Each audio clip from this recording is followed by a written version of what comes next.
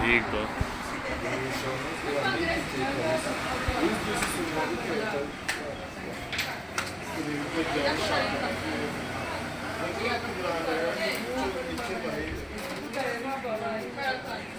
Takiye yo ku mpande.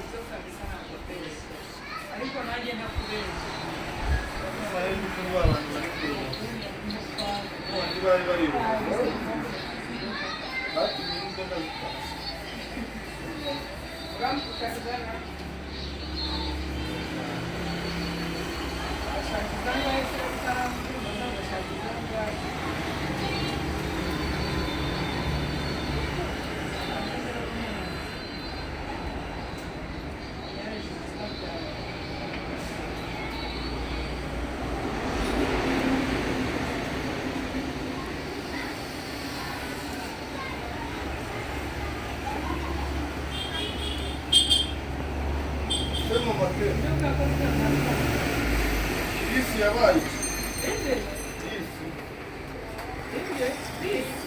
Isso by'abafuki akana Chris ariko ibyo bibazo bari baramufunze yabyibushe nk'urwaye bwakiwe ruswa nanjye namubajije ngo nahise ko mbona wabyibushe nayoboga ukuntu uri kumubona n'isayizi ndi kumubona iyo nari yuzi bose yarananutse yashizemo yarabyibushye oya noneho se amatama y'ukuntu yarate yabyimbye kandi umuntu mukuru kumenyera kukatagana bwawe n'ukuri nabikubajije nanjye suzi ngo namuherukaga arengana ushaka uwo yari afunze oya bakoreraga ngo abantu afite impamvu yatwaye imodoka yagiye mu ndara none ko atwara imodoka se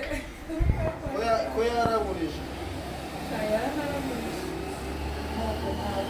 nimba atarafunzwe navuga ko n'ijana ryanjye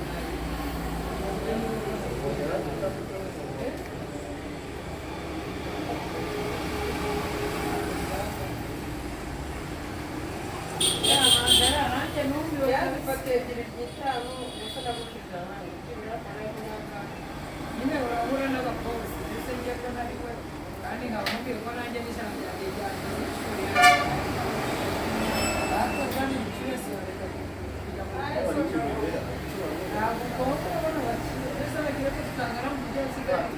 abakoresha ubushobozi bwose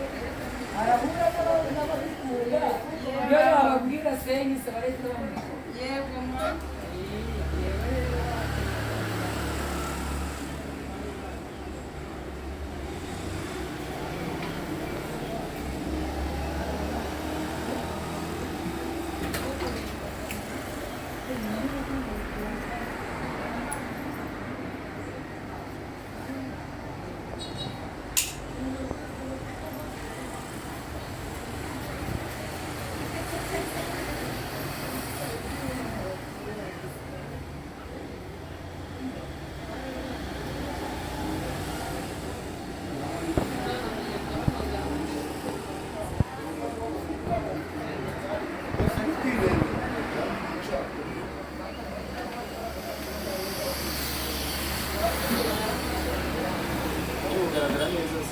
Yeah, fresh.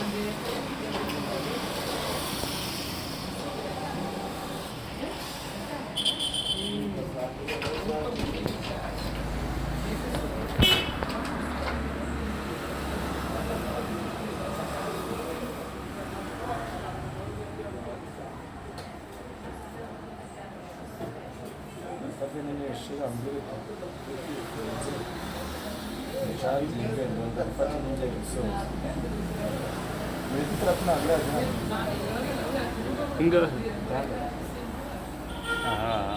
Harimo 8. Enggak.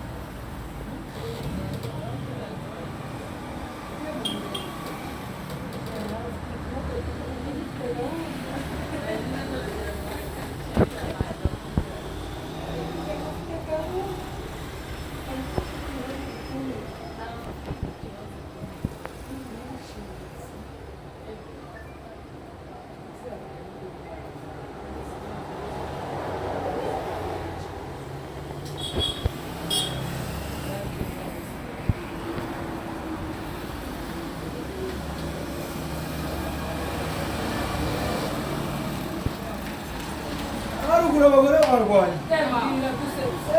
mwakusimu hasi bakwita n'umugore abagore barwanira mu muhanda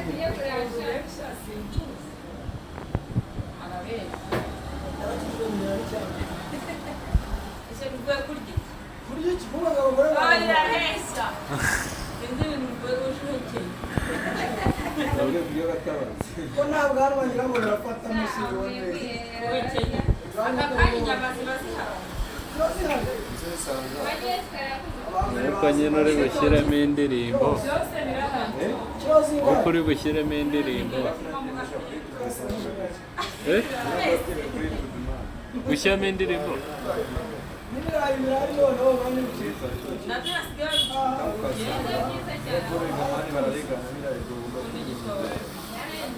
igitoki kiracyafasha igitoki cyahetse ubwo bazamushyirisha kiba kingana gutya aka gasoko si kuko hanyuma ukazitusha harimo n'ibishyira hasi ushaka kubivanga cyane yesu we utumenya kandi kuguza nuko babifashe aho ukazi muri yose hafi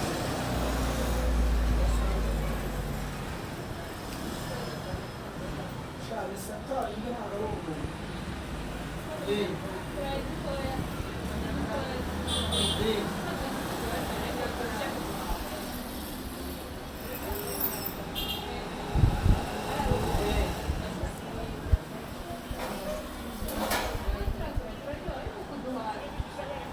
dore ibirayi dore ibirayi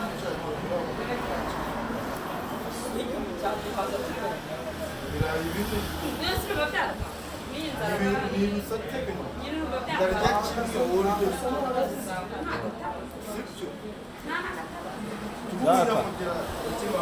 zakayo niwe abikire za boro za nyuma abaye ari hagati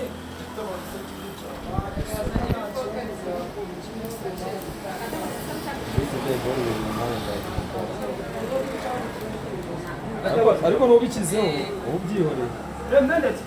uko bibika aya ntabwo ari we n'undi yawe bamukiranye umunsi wawe kuzo kumumukira urejeni yesu shyashya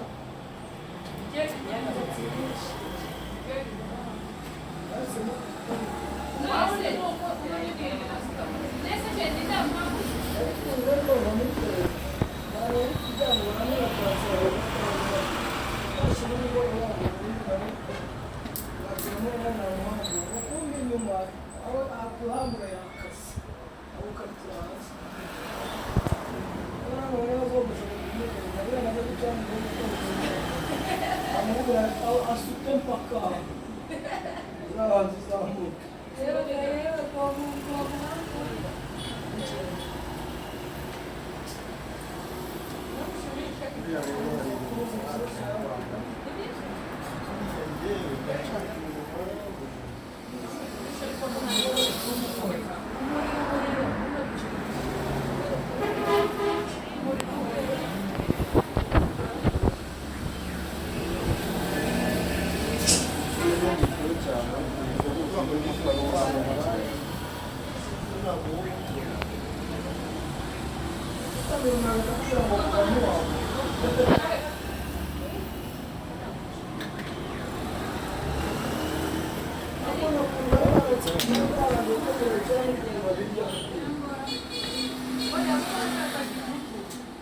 ngira nabi zano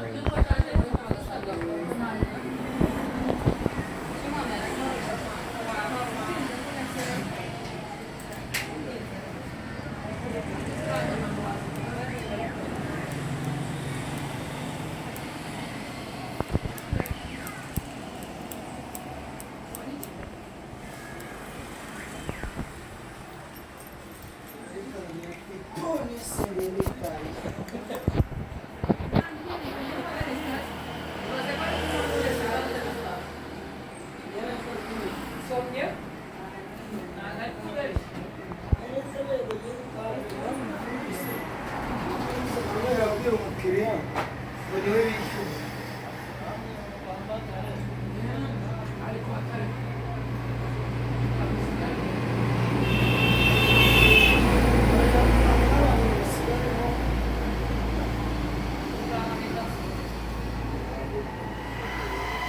n'ubundi iriho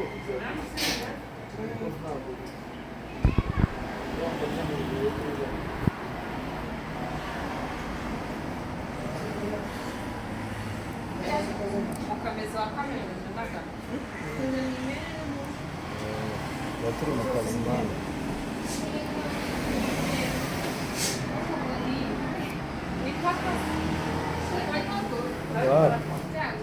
turayikasaniye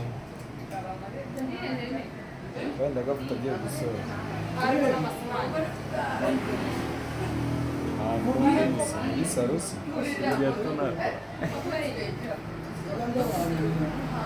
wowe kuri saro yose ntabwo ari uburare ntufate bariya ariko ufate uruhande rw'epfo cy'ingenzi ko ari umukiriya ukorera n'indodo yawe ni ingenzi n'isura yishyiramo yanjye ndi gukora akazi ni hari abuhagazemo wabanjye ariko hari uvuye twese twazagamo hari uvuye twese twazagamo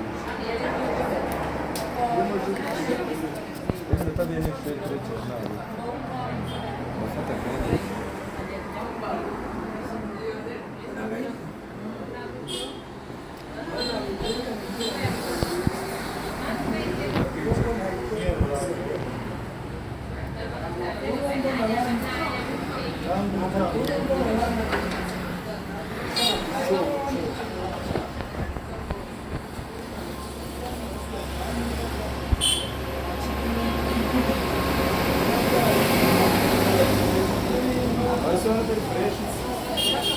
ni neza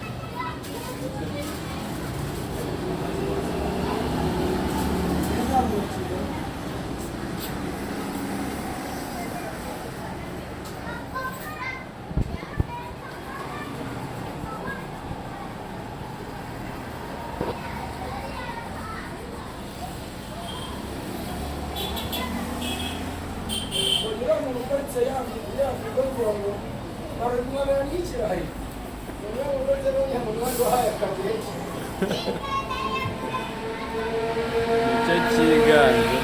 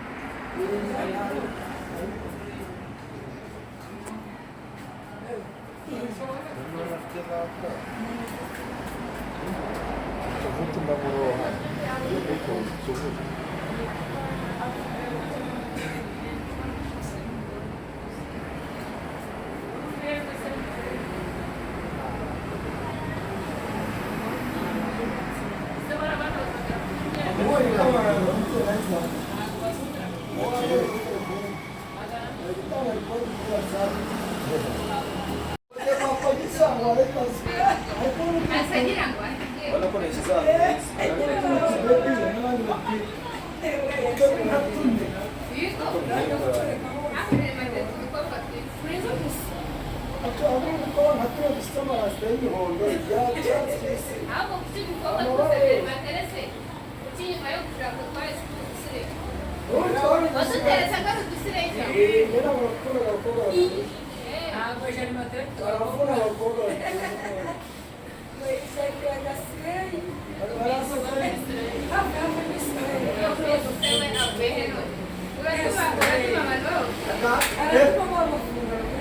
Usa ahantu uri guca ahantu uri kwakamenya ariko bakumira hafi batatu tugenda inyota ntiyayica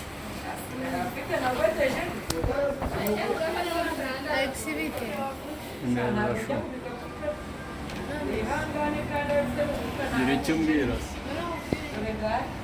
reka nsoza aka kavidewo ntareka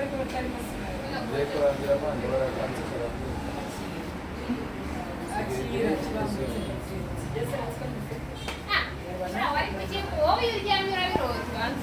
ndabirota ariko ndotaga izo nabaze neza izo ntabaze mba nzi izo mfite mu mufuka ntabaze se ntazi ubuzi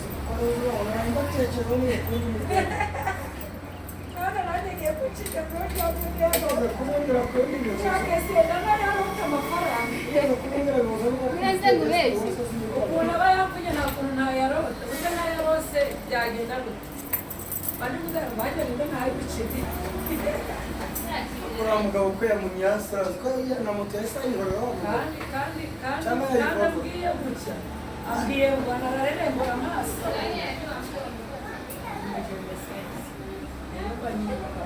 ariko ni byiza no kumwibutsa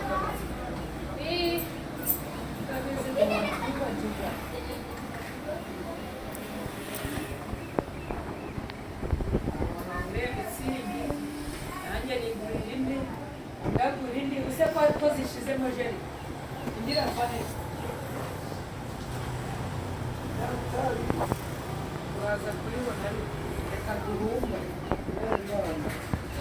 niyo bwije ngenda ndabikora ngo narangana mu nzira nkahita ntekereza nsiga ubundi iyo ntashye mba numva nafata akantu ukangezeho ntarebye ku ruhande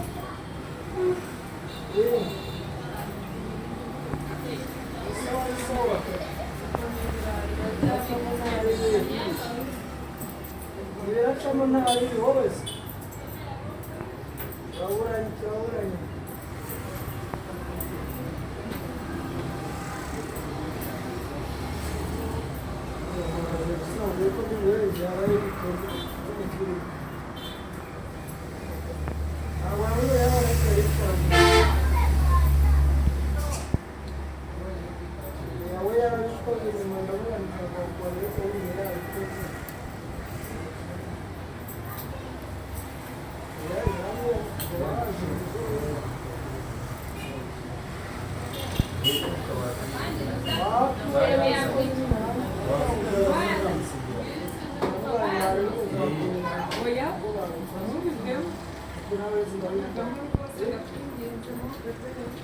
kugira ngo namara kugira inama yo kubutikana karibu weri kari wakibura kuki utaturabese mwana dusubize turamuterecense nta mugabo warwara nkaryama wamuvuga se mushiki wawe w'inzara yagiye mu mujyi ako mu kanya arabavuye asize amukuriye musigaye cyane ariko azamukomeza umva ko ari hafi ese wafashwe mbere nyumva cyane agakira rero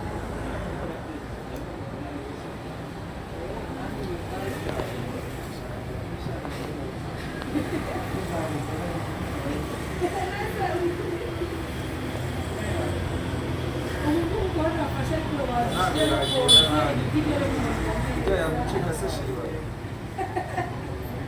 Yakana neza. Naona si zama fursa shari tukupa.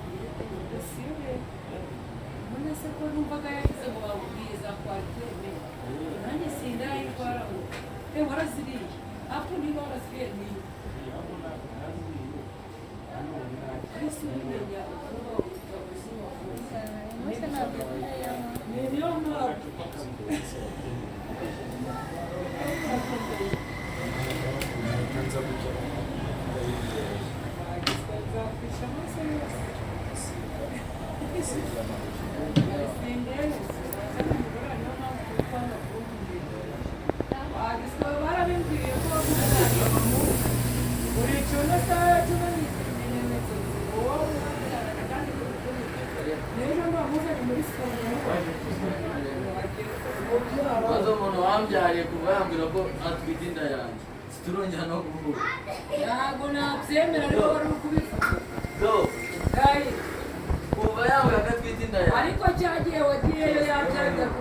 ngenda ngiye kureba umwana ibikuganye nawe dukura ntabwo ihagaye kandi yaragaragaza amaze n'ukwezi yewe gamitutsi w'umubeshyi gamitutsi wagira ni ukuri kw'Imana duhuza ngiye kwirebera umupeti wanjye nta kindi cyamuzanye rero nagize ngo muko twamezeho